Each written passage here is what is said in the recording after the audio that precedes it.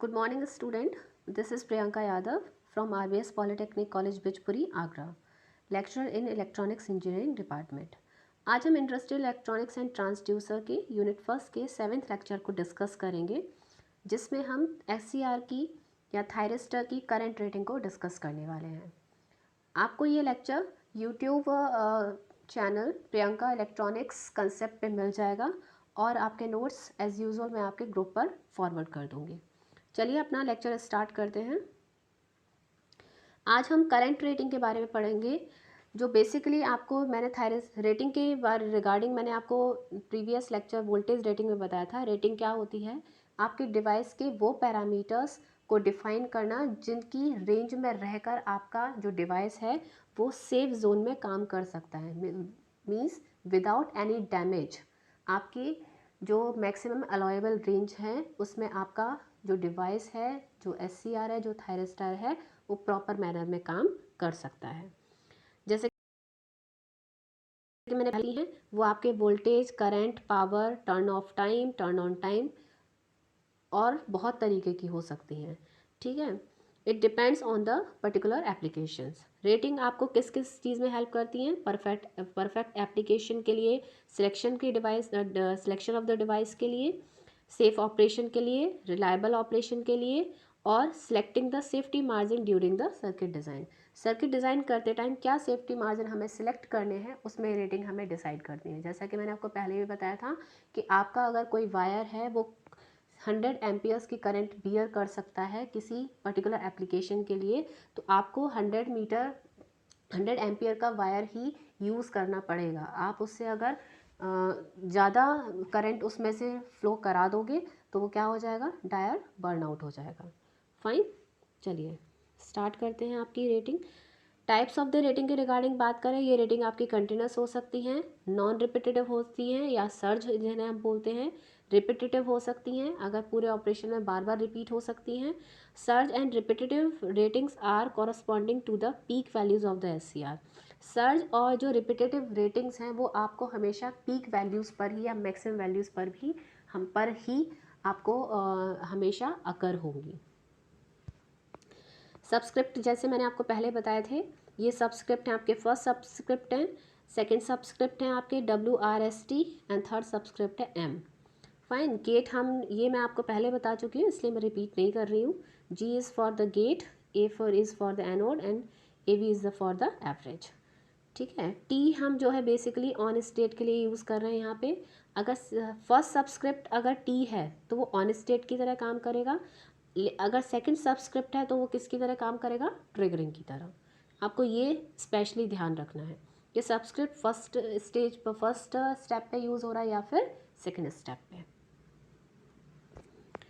Current rating is basically depends on the temperature. आपका जैसे जैसे करंट बढ़ती है आपका जंक्शन का टेम्परेचर भी बढ़ता जाता है और जंक्शन के टेम्परेचर बढ़ने के साथ साथ आपका जो डिवाइस होता है उसके डैमेज होने के चांसेस भी बढ़ जाते हैं। इसलिए करंट रेटिंग की स्टडी हमारे लिए बहुत ज़्यादा इम्पॉर्टेंट हो जाती है। SCR is made up of semiconductor which is very much thermal sensitive. SCR बहुत ही थर्मल सेंसिटिव, उसकी थर्मल सेंसिटिविटी बहुत हाई होती है। थोड़ा सा टेम्परेचर बढ़ने के साथ साथ आपका करंट का जो थोड़ा करंट बढ़ने के साथ साथ आपका जंक्शन का टेम्परेचर क्या होता है? बहुत हद तक बढ़ जाता है और वो कुछ शॉर्ट ड्यूरेशन में आपके सिस्टम को, आपके डिवाइस को, आपके ऑल ओवर एप्लीकेशन को डैमेज पहुंचा सकता है। ठीक है, फॉर ये लिखा हुआ है यहाँ पे, short time over current the temperature of the device may rise to a such high value. Short duration के लिए आपका थोड़ी सी करंट बढ़ी और जंक्शन का टेम्परेचर बहुत हाई हो जाएगा, जिसकी वजह से अपनी क्या होगा? वो मैक्सिमम लिमिट को क्रॉस कर देगा और आपका जंक्शन या आपका जो डिवाइस है वो डैमेज होने के चांसेस बढ़ जाते हैं। तो आपको करंट रेटिंग इसलिए बहुत ज़्यादा इसेंशियल हो जाती है उनकी स्टडी करना। फर्स्ट जो रेटिंग है वो है आपकी maximum average current rating. T क्या है यहाँ पे? फर्स्ट सबस्क्रिप्ट है। AV क्या है? एवरेज को दर्शा रहा है। और टी क्या है? फर्स्ट इसमें, तो फर्स्ट पे अगर फर्स्ट स्टेट पे अगर आपका टी डिनोट करते हैं तो हम उसे ऑन स्टेट बोलते हैं। इसीलिए ये आपकी ऑन स्टेट से मतलब क्या है? जब आपका जो SCR है या जो थायरिस्टर है वो ऑन स्टेट में वर्क कर रहा है, बेसिकली कंडक्टर मोड में है, तब हम इन सारी रेटिंग्स का स्टडी करते हैं। ठीक है, तो ITV क्या है basically, it is a allowable average current that can be applied safely such that the maximum junction temperature and RMS current limit cannot be exceeded। कहने का मतलब है ये वो maximum average allowable forward average current है जो आपके maximum temperature और RMS करंट की लिमिट को अपनी लिमिट में रख कर ही काम करने लगती है या फ्लो करती है। ठीक है, जनरली आपकी जो कैरेक्टरिस्टिक्स होती है वो आपकी केस टेम्परेचर और आपके कंडक्शन एंगल का क्या होता है, कंडक्शन एंगल को रिप्रेजेंट करती है, के फंक्शन को रिप्रेजेंट करती है, जिस कारण ये कैरेक्टरिस्टिक्स जो होती हैं वो forward average current D rating characteristics कहलाती हैं। ये आपको सिर्फ कब मिलेंगी, जब आपका जंक्शन फॉरवर्ड करंट बढ़ाया जाएगा, उस केस में आपको एवरेज वैल्यू कितना रखना चाहिए जिससे कि विदाउट एनी डैमेज आपका SCR ऑन स्टेट में प्रॉपरली काम करता रहे। तो ये आपकी वो उस एवरेज रेटिंग को बताता है। जैसे कि ये यहाँ पे आप देखिएगा, ये आपकी DC एनोड करंट फ्लो हो रही है, उस टाइम जंक्शन का टेम्परेचर मैक्सिमम अलाउेबल रेंज तक जब तक नहीं पहुँचता पाता तब तक वो क्या होगा, वो इंक्रीज़ करेगा। और उस केस में क्या कंडीशन होगी, अगर वो मैक्सिमम अलाउेबल रेंज से थोड़ा सा भी ज़्यादा हुआ, मीन्स जैसे यहाँ पे दे रखा है जंक्शन टेम्परेचर, अगर DC एनोड करंट है आपकी तो 125 डिग्री से जैसे ही आपका ज़्यादा होगा आपकी जो डिवाइस है वो बर्न आउट हो जाएगी। ठीक है, डिस्ट्रॉय हो जाएगी। ये शो कर रहा है आपका रेक्टेंगुलर वेव फॉर्म को कि अगर आपका एनोड करंट क्या है, रेक्टेंगुलर मैनर में है।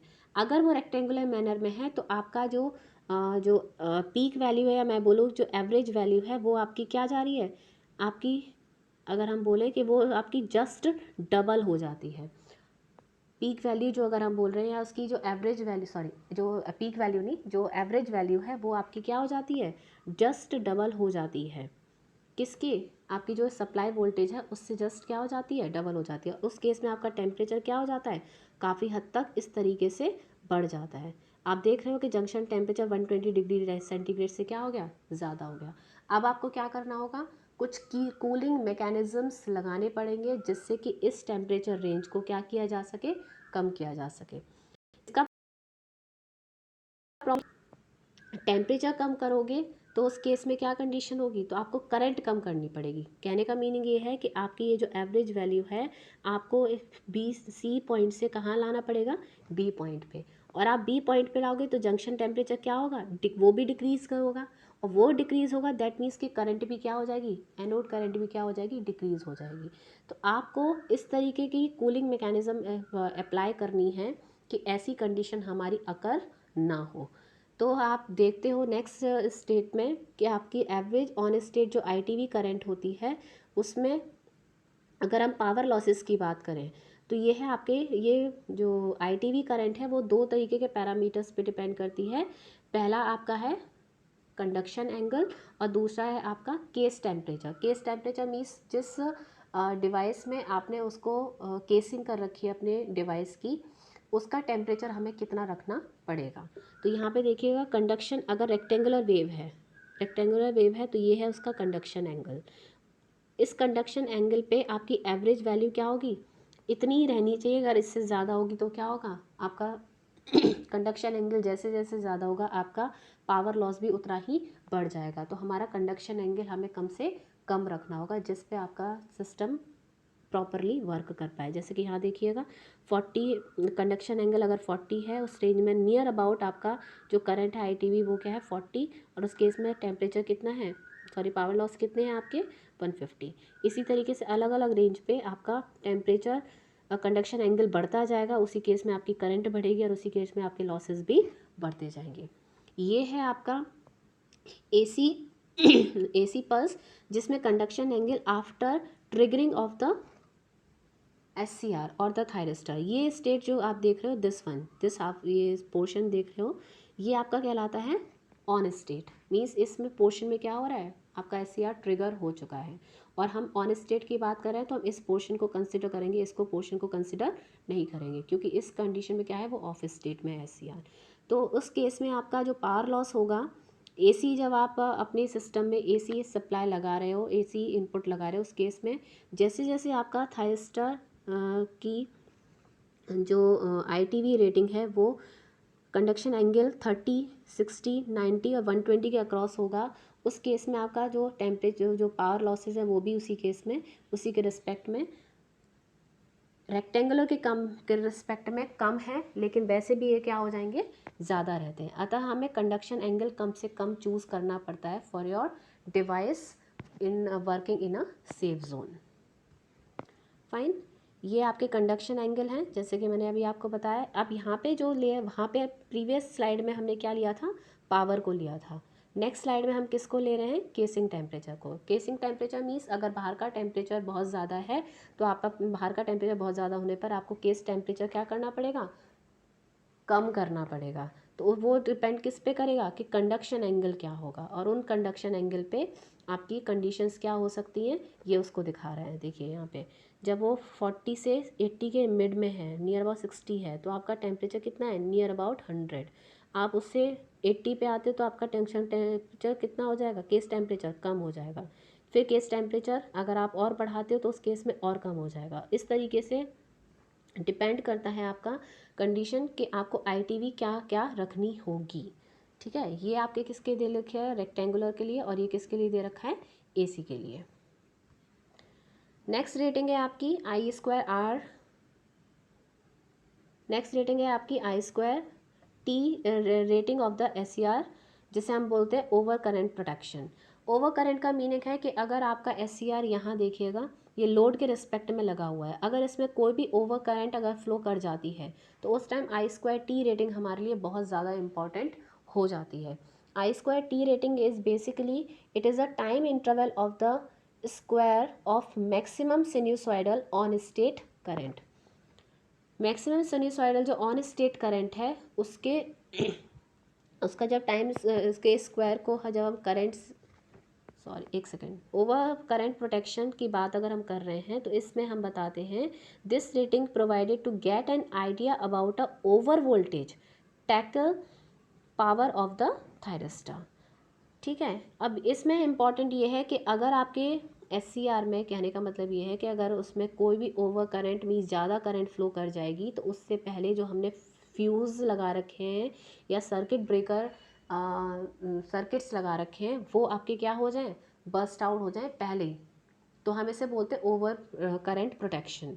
आपको कुछ फ्यूज़ लगाने पड़ेंगे, और इसकी I² जो T रेटिंग है वो आपकी क्या होनी चाहिए, हमेशा थायरिस्टर की I² रेटिंग से कम होनी चाहिए, I²T रेटिंग से कम होनी चाहिए। क्यों क्यों कम होगी, इसकी I²T रेटिंग हमें पता है, ठीक है, कितनी होगी, वो मैक्सिमम अलाउएबल रेंज होगी जिससे वो प्रॉपरली वर्क करेगा।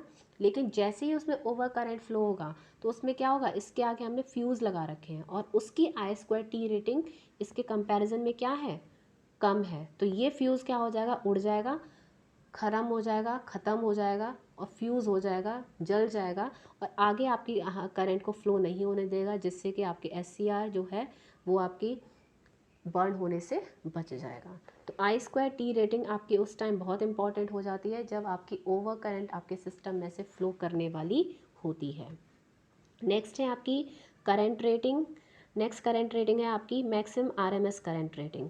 ये करंट रेटिंग बेसिकली आपकी रूट मीन स्क्वायर जो करंट है उसको उसकी मैक्सिमम रेंज को दर्शाती है। जब आपके ये कब हमारे लिए इम्पॉर्टेंट हो जाती है ये रेटिंग, हर चीज़ क्या है, मैक्सिमम अलाउएबल रेंज को बता रहा है कि इससे ज़्यादा अगर आप I² रेटिंग बढ़ेगी, I²RMS रेटिंग बढ़ेगी तो आपका करंट सिस्टम क्या हो जाएगा, बर्न आउट हो जाएगा। सारा क्या है, हमें सेफ जोन में चलना है। ये रेटिंग हमें सिर्फ तब मिलती है जब आपके सिस्टम में रेजिस्टिव एलिमेंट्स लगे होते हैं फॉर मेटालिक जॉइंट। उस केस में क्या होता है, हमारी RMS करंट का स्टडी करना हमारे लिए इम्पॉर्टेंट हो जाता है, क्योंकि उस केस में हमारा क्या हो जाता है, जो पावर लॉसेस होते हैं वो होते हैं आपके I²RMS R के इक्वल होते हैं। ये रेटिंग जितनी कम होगी, अगर हम बोलें कि अगर मैक्सिमम अलाउएबल रेंज से कम करते हो, रूट मीन स्क्वायर RMS से कम रखते हो, तो आपके पावर लॉस भी उस केस में क्या हो जाएंगे, कम हो जाएंगे। तो दैट मीन्स कि आपका ये जो पावर लॉसेज हैं वो किस में कन्वर्ट होते हैं। अगर आप आरएमएस करंट रेटिंग की बात कर रहे हो तो जो आपका कन्वर्जन होगा पावर का वो किसके रिस्पेक्ट में होगा, जो लॉस होगा वो हीट के रिस्पेक्ट में होगा, और हीट के रिस्पेक्ट में होगा मीन्स टेम्परेचर बढ़ेगा, और टेम्परेचर बढ़ेगा तो आपका जो डिवाइस है वो क्या हो जाएगा, बर्न हो जाएगा, डिस्ट्रॉय हो जाएगा। तो हमें ये रेटिंग एक मैक्सिमम अलाउेबल रेंज में रखनी पड़ेगी। कब, जब हम रेजिस्टिव एलिमेंट अपने यूज़ कर रहे होंगे। ठीक है, आपको इस रेटिंग का बहुत ज़्यादा ध्यान रखना पड़ेगा। बार बार बोल रही हूँ कि जब आप रेजिस्टिव एलिमेंट आपके सिस्टम में लगे होंगे तब हम एवरेज के रिगार्डिंग बात ना करके हम किसकी बात करते हैं, आरएमएस करंट रेटिंग की। ये भी क्या है, RMS on state current rating. ये आपकी बेसिकली एक मैक्सिमम सर्ज रेटिंग है, that is non repetitive surge on state rating. Basically non repetitive से मतलब क्या है, अगर हम डिवाइस के पूरे लाइफ स्पैन की बात करें, मीन्स पूरी उसकी लाइफ की बात करें, तो ये रेटिंग मुश्किल से एक या दो बार ही आपको या मैक्सिमम 3 टाइम्स ही आपको पूरे लाइफ स्पैन में मिल सकती है। और ये कब मिलती है, जब आपके सर्किट में कोई फॉल्ट आ जाए। अब फॉल्ट आपका डेली तो नहीं आ सकता, ठीक है। मोस्ट ऑफ द टाइम अगर हम एक जनरल आइडिया की बात करें तो ये जो एवरेज होता है इसकी बात करें अगर हम पूरे लाइफ स्पैन में, तो ये 2 या मैक्सिमम 3 टाइम्स ये टाइप की रेटिंग अकर होती है। It is non repetitive. अगर हम बोलें कि नॉन रिपीटेटिव है मीन्स आपका रिपीट नहीं होती है, ठीक है। इसमें क्या है, if the thyristor operate under repetitive voltage and current rating its maximum allowable temperature in never be exceeded. आपके बेसिकली क्या होता है कि जो थायरिस्टर होते हैं वो आपके repetitive voltage and current rating में एक मैक्सिमम अलाउएबल रेंज में काम करते हैं। अगर उससे ज़्यादा होते हैं तो बर्नआउट हो जाते हैं। लेकिन कंडीशन क्या होती है, थायरिस एससीआर में fall into the abnormal operating condition due to the fault in the circuit. कहने का मीनिंग क्या है, जब सर्किट में जब जब फॉल्ट आएंगे तब तब एससीआर क्या होगा, एबनॉर्मल ऑपरेटिंग कंडीशन में चला जाएगा। और यह कंडीशन क्या होगी, पूरे लाइफ स्पैन की अगर हम बात करें, पूरे लाइफ स्पैन जो यहाँ पे लिखा हुआ है आपका maximum surge angle at least 3 time of the surge angle, इसमें लिखा नहीं है, मैं आपको बता रही हूँ कि जो भी ये जो repetitive surge on state current है वो आपको पूरे लाइफ स्पैन में मुश्किल से 1 या 2 बार मिलती है, जो आपके सर्ज जो साइकिल है उस पर डिपेंड करती है। It this rating depends on the number of surge cycle. जैसे कि मैंने आपको बोला कि अगर हाफ साइकिल की बात कर रहे हैं तो वो कितनी हो सकती है, 3000 एम्पियर। 3 साइकिल्स में वो मैक्सिमम कितनी हो सकती है, 2100 एम्पियर। 5 साइकिल्स में कितनी हो सकती है, 1800 एम्पियर्स, ठीक है। तो दैट कहने का मीनिंग ये है कि अगर एनोड करंट हमारी 1200 एम्पियर है तो मे बी पॉसिबल कि ये आपकी पीक वैल्यू में 2000 एम्पियर तक जा सकती है, जो कि आपकी लिमिटेड रेंज में होगा। अगर उससे ज़्यादा आप करोगे तो आपका अगेन सिस्टम क्या हो जाएगा, डैमेज हो जाएगा। और ये कब मिलेगी, जब आपके सिस्टम में कभी कभार फॉल्ट अकर हो जाते हैं, ठीक है। DI/DT rating of SCR। DI/DT rating जो होती है वो आपके लिए बहुत ही इम्पॉर्टेंट होती हैं, जो बेसिकली अगर हम कहें इट इज़ अ मैक्सिमम, यह वह मैक्सिमम करंट परिवर्तन की दर है जो थायरिस्टर ऑन स्टेट में सहन कर सकता है। ऑन स्टेट में क्या कर सकता है, ये वो मैक्सिमम रेट परिवर्तन की दर है करंट की जिसे थायरिस्टर ऑन स्टेट में बियर कर सकता है। इस केस में कंडीशन क्या होती है, यहाँ देखिए, इस केस में कंडीशन क्या होती है, जो जंक्शन दिख रहा है J2 ये रिवर्स बायस है। आपने यहाँ पे क्या किया, गेट पर करंट अप्लाई किया, गेट करंट अप्लाई कर रहे हो, दैट मीन्स कुछ करियर यहाँ पे क्या हो रहा है, इंजेक्ट हो रहे हैं। अगर उनकी वेलोसिटी मीन्स क्या है, उनकी वेलोसिटी कम है और करंट क्या हो रहा है, ज़्यादा हो रहा है, दैट मीन्स कुछ केस में क्या हो रहा है, इसका टेम्परेचर बहुत ज़्यादा बढ़ रहा है। उस केस में कंडीशन क्या हो रही है, टेम्परेचर बहुत बढ़ रहा है। और जैसे ही उसका टेम्परेचर बहुत, करियर की जो वेलोसिटी है उसके रिस्पेक्ट में हाईएस्ट करंट अगर फ्लो हो रही है तो उस केस में कंडीशन क्या होगी, कुछ हॉट स्पॉट्स बन जाते हैं। ये हॉट स्पॉट दिख रहा है बहुत पॉइंट, ये हॉट स्पॉट क्या होते हैं, जंक्शन टेम्परेचर को बहुत ज़्यादा बढ़ा देते हैं। और उस केस में क्या कंडीशन होगी, जंक्शन ब्रेकडाउन बढ़ जाता है और हमारे कंडीशन क्या होगी कि कुछ ना कुछ फॉल्ट, एक फॉल्स ट्रिगरिंग हमें मिलेगी। एक फॉल्स ट्रिगरिंग मीन्स कि बेवजह की ट्रिगरिंग हो जाएगी जो हमारे लिए अलाउएबल नहीं होती है। तो और उस केस में अगर हम कंडीशन देखें, जो पावर लॉस होगा वो क्या हो जाएगा, बहुत ज़्यादा हो जाएगा। अतः हमें इस रेटिंग का ध्यान रखना पड़ेगा कि करंट बढ़ने के साथ उसकी जो रेटिंग है, जो परिवर्तन की दर है, वो आपकी मैक्सिमम हो, लेकिन वो क्या हो, अलाउएबल रेंज में हो। ऐसा ना हो कि वो बहुत ज़्यादा हो जाए और आपके गेट की साइड में ही आपका क्या करे, जंक्शन को क्या कर दे, ब्रेक कर दे, सॉरी इस एरिया को क्या कर दे, हॉट स्पॉट बना दे, जिससे क्या हो, उसका टेम्परेचर काफ़ी हद तक बढ़ जाए। तो यहाँ लिखा हुआ है, while SCR getting turned on, conduction stays in a very small area near the gate. This small area of conduction spread throughout the whole area of the junction. ये small area है वो आपका क्या हो जाएगा, spread हो जाएगा junction की तरफ। अगर velocity of the speed of the charge carrier की velocity spread हो जाए which is smaller than the local hot spot, आपके गेट की तरफ लोकल हॉट स्पॉट बन जाएंगे। अगर थोड़ी सी जो स्पीड है आपकी चार्ज करियर्स की वो बहुत ज़रा सी होगी और करंट क्या होगी, बहुत ज़्यादा होगा, तो गेट के नियरर क्या बन जाएंगे, हॉट स्पॉट्स बन जाएंगे और वो हॉट स्पॉट क्या करेंगे, डिवाइस को डिस्ट्रॉय कर देंगे। तो to overcome this problem maximum rate of rise of current is also specified during the manufacturing process. तो आपको DI/DT रेटिंग मैन्युफैक्चरिंग करते टाइम, बनाते टाइम आपको ध्यान रखना पड़ेगा कि ये आपको क्या करना पड़ेगा, एक मैक्सिमम अलाउएबल रेंज में रखना पड़ेगा for protective, for a safe zone of the operation. Latching current, ये मैं आपको पहले बता चुकी हूँ। लैचिंग करंट आपकी जो लैचिंग करंट होती है वो आपकी बेसिकली वो न्यूनतम धारा होती है, न्यूनतम करंट होती है जो थायरिस्टर को ऑफ स्टेट से ऑन स्टेट में ले जाने के लिए आवश्यक होती है। या हम ये कहें कि वह न्यूनतम धारा जो थायरिस्टर को ट्रिगर करने के लिए आवश्यक होती है, लैचिंग करंट कहलाती है। इसका मान मिली एम्पियर में होता है। यहाँ देखिए, ये जो दिख रही है आपको, ये ऑन स्टेट से, मतलब ऑफ स्टेट में था यहाँ पे थायरिस्टर, ऑफ स्टेट से कहाँ लेके जा रही है, ऑन स्टेट में। जब तक आपकी एनोड करंट का मान लैचिंग करंट के इक्वल या उससे ज़्यादा नहीं होगा तब तक आपका थायरिस्टर ऑन स्टेट में नहीं आ सकता। तो आपको इस चीज़ का ध्यान रखना है। दूसरी है आपकी होल्डिंग करंट। होल्डिंग करंट वह न्यूनतम धारा है, ध्यान से सुनिएगा, SCR को ऑफ स्टेट से ऑन स्टेट में लाने के लिए उसमें जो न्यूनतम धारा प्रवाहित होनी चाहिए वो क्या कहलाती है, लैचिंग करंट कहलाती है।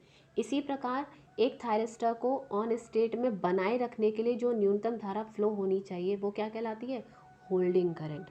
न्यूनतम धारा आपको क्या चाहिए, ये तो क्या कर रही है, ऑन स्टेट में लेके आ रही है, ऑन स्टेट में बनाए रख रही है। ये क्या है, ऑन स्टेट में लाने के लिए, ऑफ स्टेट से ऑन स्टेट में लाने के लिए जो न्यूनतम करंट चाहिए, जो मिनिमम करंट चाहिए, वो क्या कहलाती है, आपकी होल्डिंग करंट। यहाँ देखिए, ये है आपकी होल्डिंग करंट। ये होल्डिंग करंट वो मिनिमम करंट है जो आपके SCR को ऑफ स्टेट से ऑन स्टेट में लाने के लिए ज़रूरत होती है। और लैचिंग करंट वो करंट होती है जो आपके SCR को ऑन स्टेट में बनाए रखने के लिए ज़रूरत होती है। ठीक है, तो इस तरीके से आपने देख रहे हो, minimum anode current below which device stop conducting and return to the off state. कहने का मीनिंग है कि होल्ड करंट से नीचे अगर एनोड करंट होगी तो आपका डिवाइस अगेन क्या हो जाएगा, ऑफ स्टेट में चला जाएगा। तो डिवाइस को ऑन होने के लिए मिनिमम करंट कितनी चाहिए, होल्ड करंट, और ऑन स्टेट में बने रहने के लिए मिनिमम करंट कितनी चाहिए, लैचिंग करंट। तो ये है आपका पूरा करंट रेटिंग, जिसमें हमने बहुत सारी रेटिंग्स के बारे में पढ़ा। आपको कोई भी प्रॉब्लम रहती है इस टॉपिक के रिगार्डिंग तो आप मुझे कमेंट सेक्शन में जाके पूछ सकते हैं। नेक्स्ट लेक्चर में हम गेटिंग गेट रेटिंग्स और अदर रेटिंग्स के बारे में स्टडी करेंगे। Thank you so much.